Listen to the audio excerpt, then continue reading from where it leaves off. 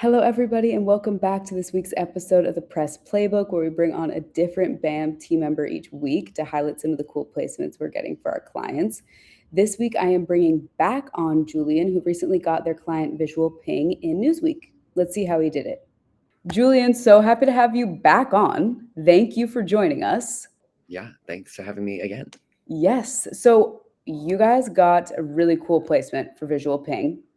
Before we go into that, though, tell us, for the folks who have not heard one of your previous podcasts, what you do at BAM, your role, what industries you serve, the clients that you have, things like that.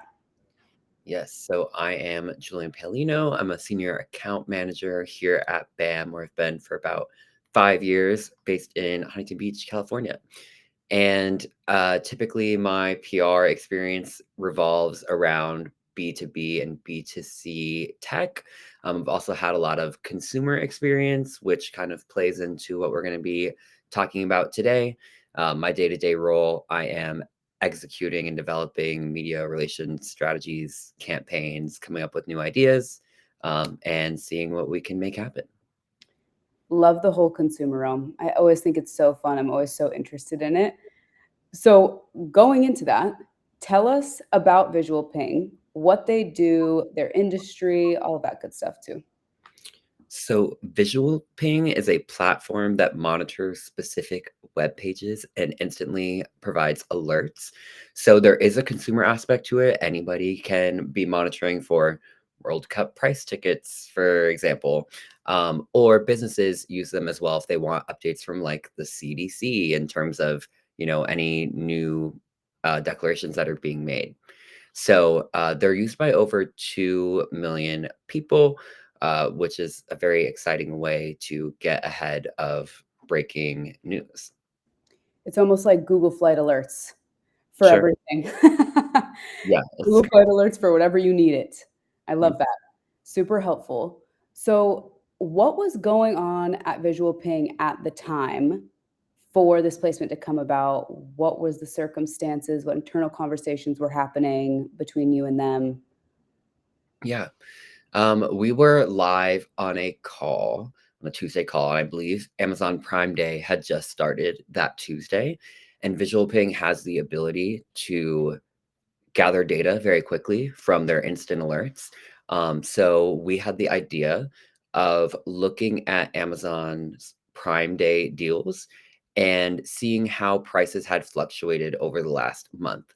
So, if you're being presented a Prime Day deal of X dollars, you could go back and see through the last month, is that actually the lowest price that this product has been at uh, consistently? That's super interesting. And I would be curious to know those numbers, which I feel like this article did go into. So let me pull up this pitch because I want to dive into what you did here, what you guys did well. I'm going to make this full screen for us. Before we actually talk about this, was the reporter that you pitched somebody that you've had a relationship with before? Was this a completely cold pitch? Was this somebody you knew? I've worked with Suzanne Blake at Newsweek several times, so I know her style. She likes a spicy subject line, and she also likes quick responses. You can't be getting her this email and then not responding for 24 hours. I love that. So dive into this pitch. Tell us what you did here, what you did really well, Yeah. and kind of her response to it as well.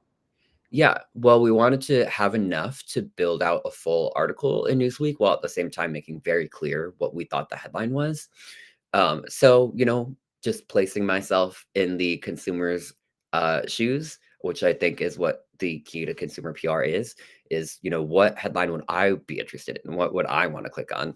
And if I saw a stat that said something like 87% of Prime Days deals aren't real, I would certainly be interested and want to know.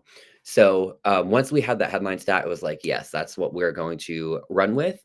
And then we thought, how can we make it more helpful and not just like doom and gloom? And none of these deals are helpful. So we broke it down by categories and we gave consumers a heads up of, hey, if you are going to be looking on Prime Day for deals, here's the best categories that you can go for. And here's the ones that maybe you should avoid because they've had lower prices in the last 30 days. I love this pitch. I love how juicy this is.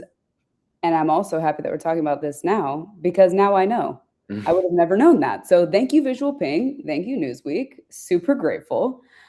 Before we close out this pitch, I don't have any questions here. You guys made this so clear. I love how simple this is to read. It's short, it's concise, it's juicy, like I said before. So thank you for sharing this. Super huge congrats to Visual Ping. Newsweek also awesome to have it in there. Julian, before we close out, why don't you give one tip to founders who are looking to land press?